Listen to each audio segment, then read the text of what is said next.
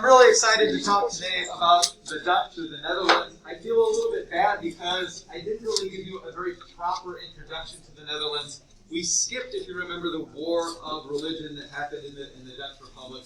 Kind of looked at it a little bit in the book, but I could have given you a lot more information about how 17 provinces split. The 10 southern ones remain with Spain and become the Spanish Netherlands. It's going to change names multiple times throughout its history. It has to eventually become Belgium. And then the top 7 are, well, what we're talking about today, the United Provinces of the Netherlands. A very, very successful country in the 17th century. And let's face it, for much of its history, a pretty nice place to live. Especially in the 17th century when you compare it to a lot of other places. Now this place is doing something completely different than what you find all the other great powers of Europe doing. Republic. They are a republic. And in the rest of Europe, everyone is really striving for a modified form, an enhanced form of the new monarchy, what we'll call the royal state. So it's the original 5 things plus an extra thing that I'll tell you about eventually. Nope. This is what it looks like in 1609. Once again, you've got the Spanish Netherlands. Once again, it's kind of skittled up because there's some sort of territorial thing going on here that I don't know anything about. But this pinkish area here is the United Provinces. It's right on the coast. It is very much attached to being on the sea. In fact, you probably know nowadays and even back then, much of it should be underwater.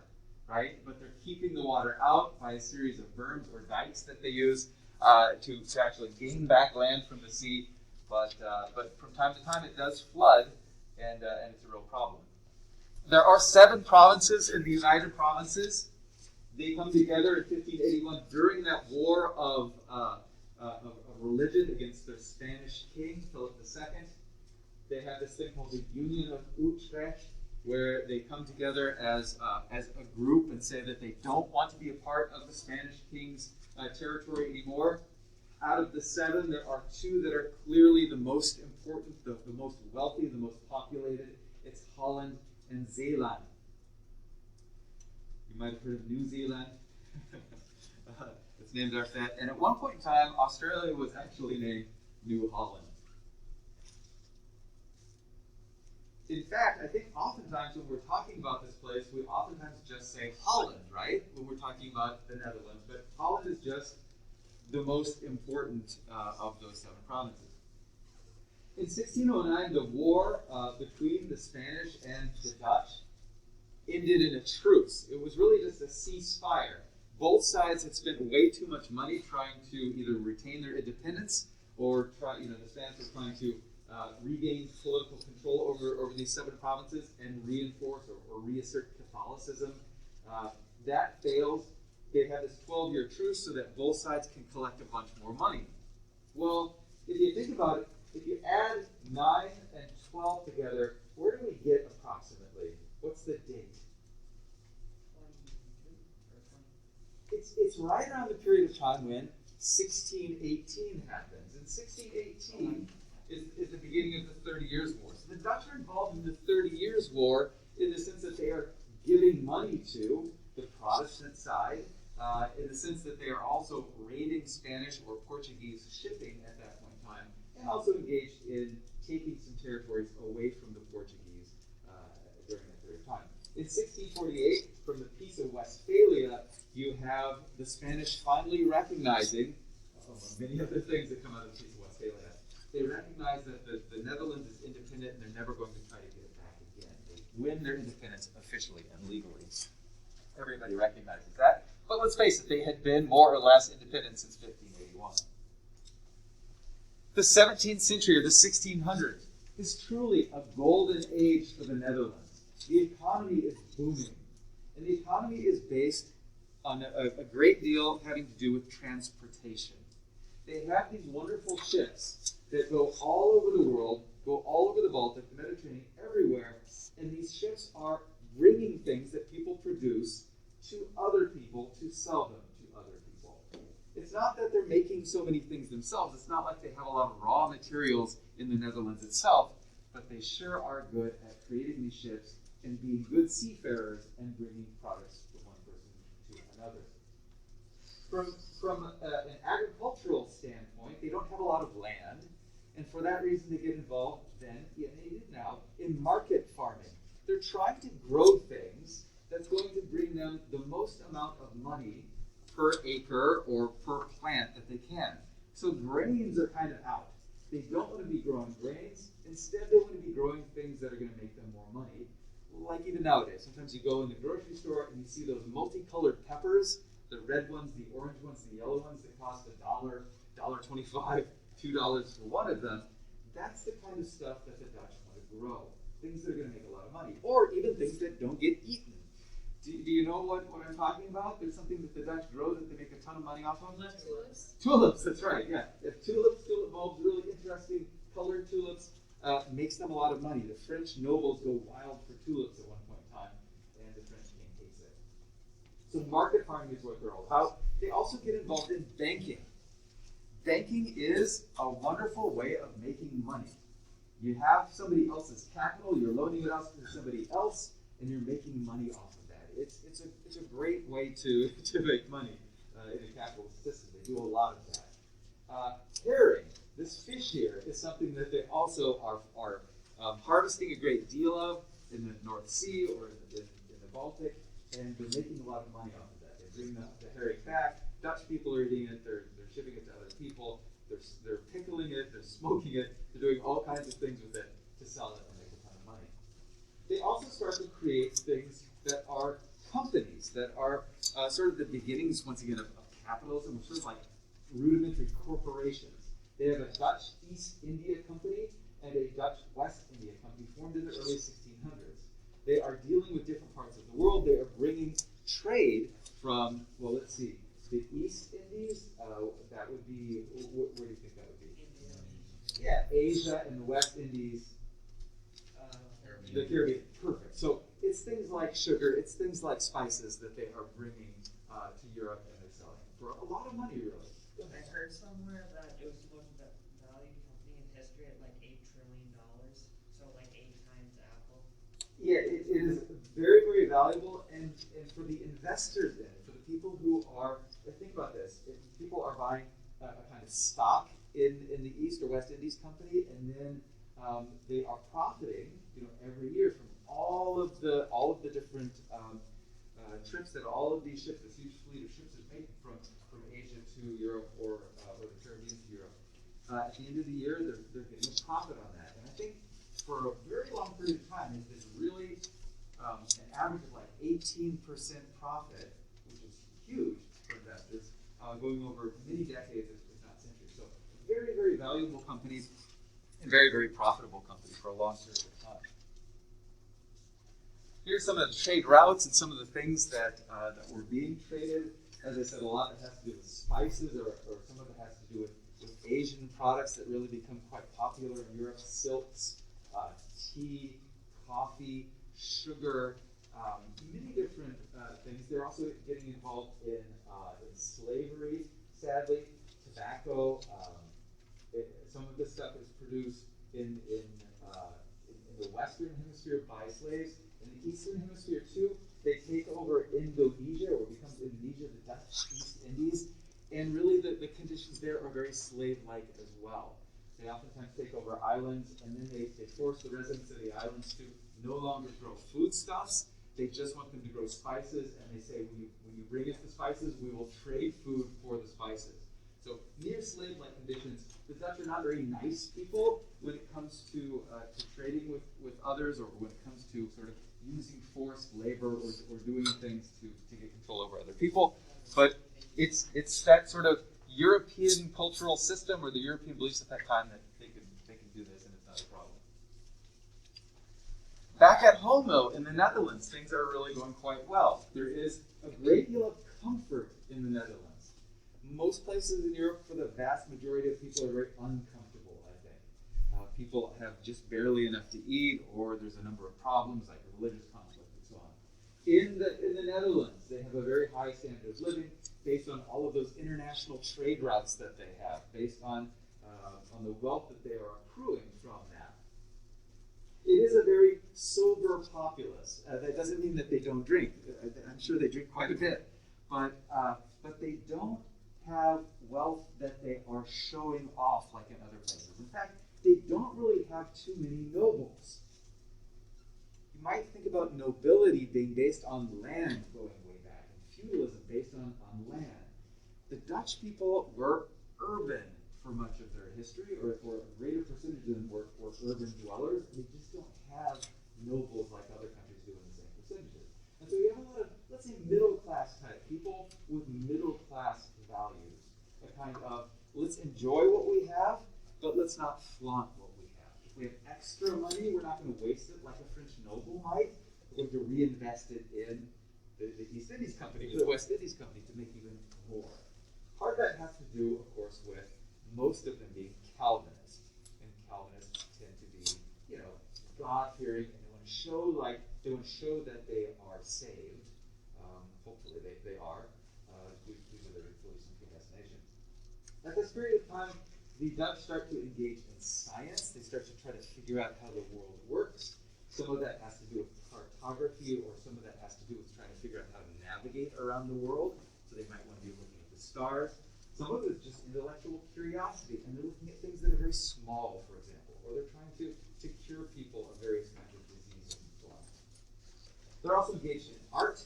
At this period of time, art is something that people are using to, once again, to show off. If you're a ruler, you might have a kind of Baroque art to show off your wealth and show off your power. That's not what the Dutch are about. In the Catholic Church, Baroque art is being used to support the Catholic Reformation and to show people what Catholic heaven looks like, and all these Catholic heroes and saints and so on, what they did.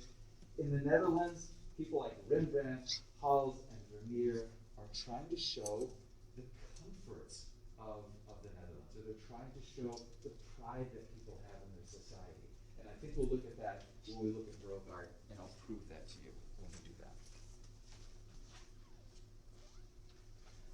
Once again, religiously speaking, the Netherlands is created out of a conflict between Catholic Spain and a place that has both Catholics and Calvinists in it. And 2/3 of the population of these northern 7 provinces were Calvinists, or really part of the Calvinist Dutch Reformed Church. 2/3. About 1/3 of the populace, then, is Catholic. And then there are a number of much smaller sects of people. There are a number of Jews, and there are a number of Anabaptists as well. The wonderful thing about the Netherlands at this period of time is that, unlike most every other place where it's all about he who rules his religion, or, you can only be this one thing, the Dutch are tolerant.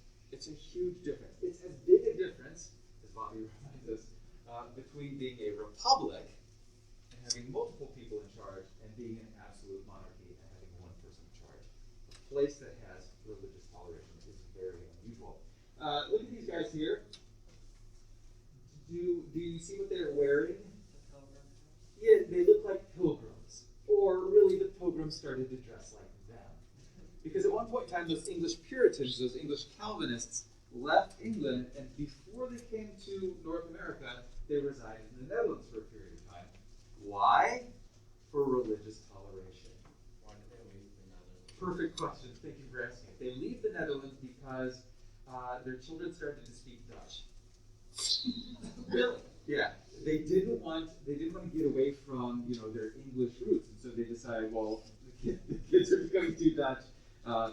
They're getting away from us. So let's all go someplace where we'll hang out in the wilderness, and half of us will die.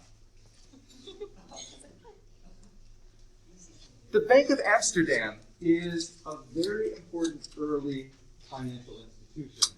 I don't know that I'm sure I didn't mention this enough, but if you think about Renaissance Italy, banking really starts in Renaissance Italy, right? And in fact, there's a family that gets involved, who gets really rich from Renaissance. The Medici family, yeah. And if you think about that, how they were able then to become popes, or the Queen of France, and so on, banking is, like I say, very, very important. The wonderful thing about a bank is that there is guaranteed security in a bank, or there can be guaranteed security in a bank.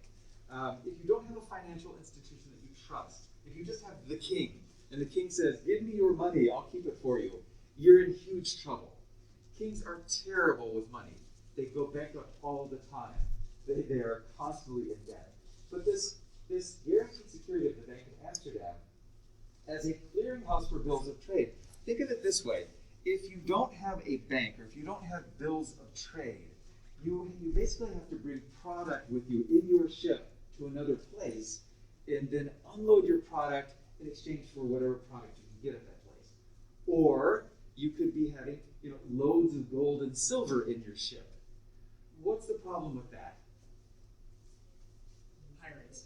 Piracy is a huge problem. So you don't want to do that. But if you have a bill of trade, if you have a thing that's almost like a check, where you can present that to somebody in Seville, Spain, and purchase something from them, and those people in Seville take that and say, oh, the Bank of Amsterdam, of course I'll accept this. I know that I'm actually going to get money out of this piece of paper that says Bank of Amsterdam. So that's the kind of thing that's going on. They also, in Amsterdam, are all the different branches of this bank. They're accepting all kinds of coins.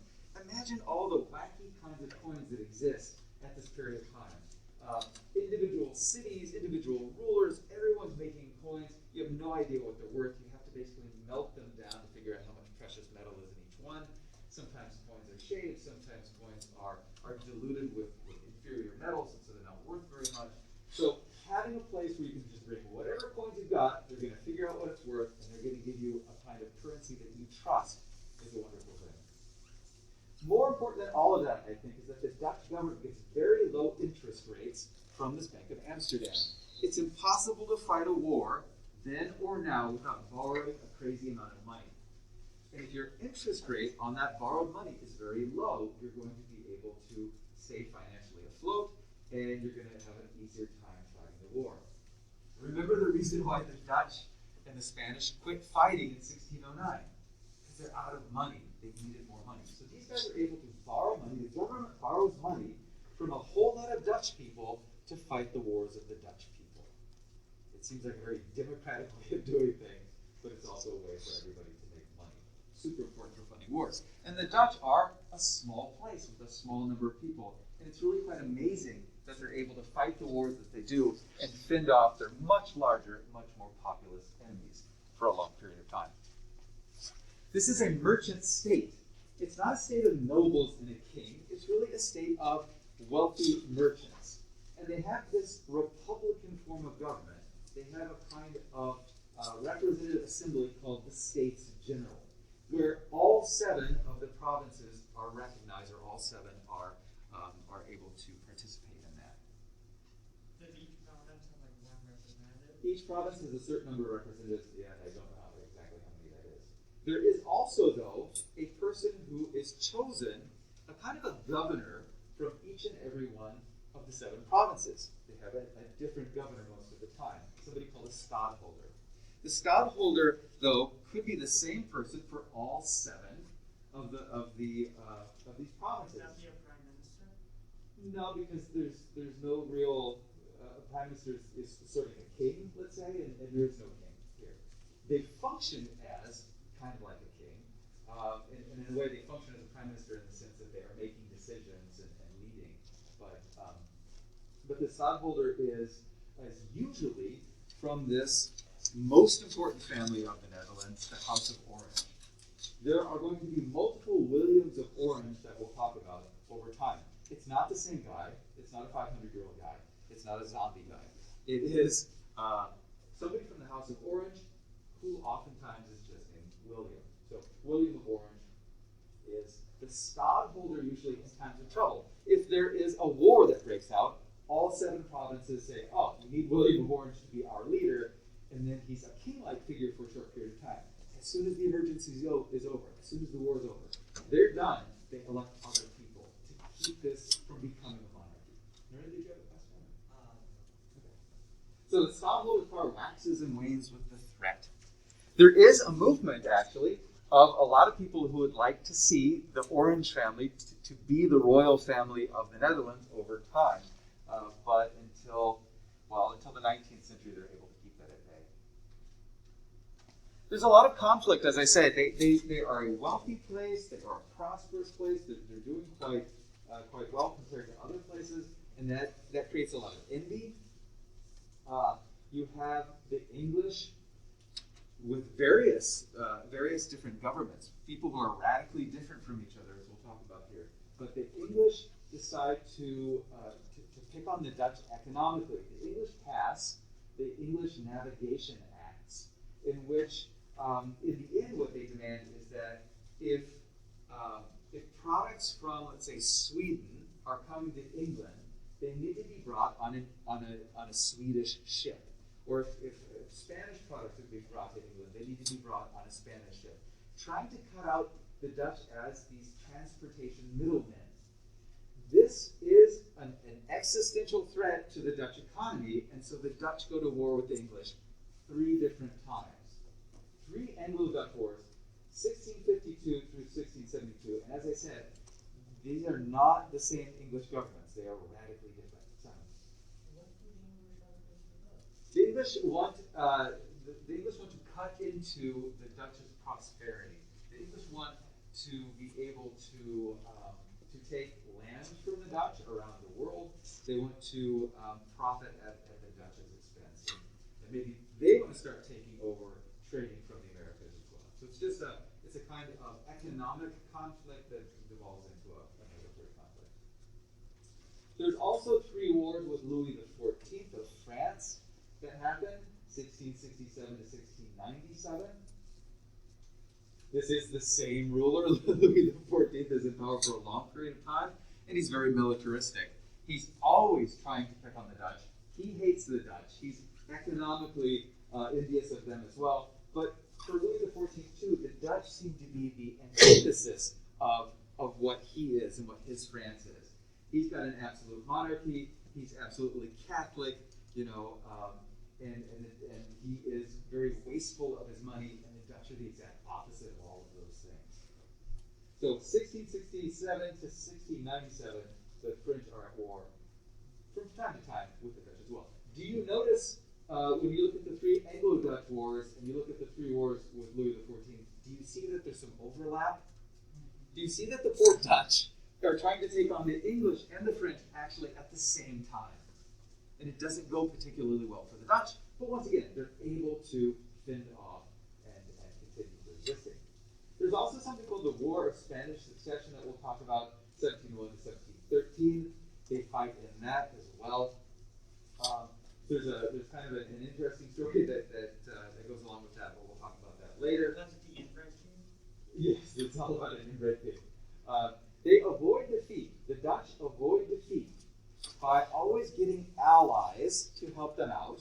They oftentimes are giving their allies some money in order to fight alongside them. But together with others, and because they've got this great bank and they're getting low interest rates, they're able to stay in the game for a long period of time.